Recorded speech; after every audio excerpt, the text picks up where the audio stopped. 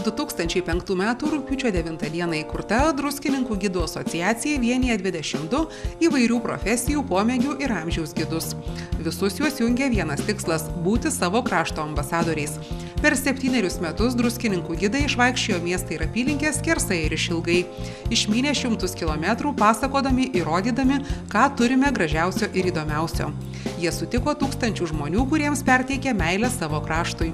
Asociacijos nariai kaip viena šeima. Kartu dirba, kartu keliauja, ilsisi, kartu švenčia ir kartu kuria.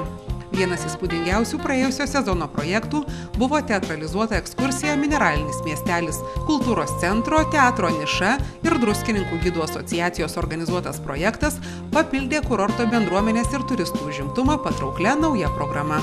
Visą vasarą druskininkiečiai ir miesto svečiai buvo kviečiami į romantišką, puošnų ir svajingą pasivaikščiojimą po XIX amžiaus druskininkus. Projekto metu aktoriai apsirengę epochiniais kostiumais kūrė trumpus etiudus, kuriais stengiasi įdomiai ir originaliai atspindėti druskininkus.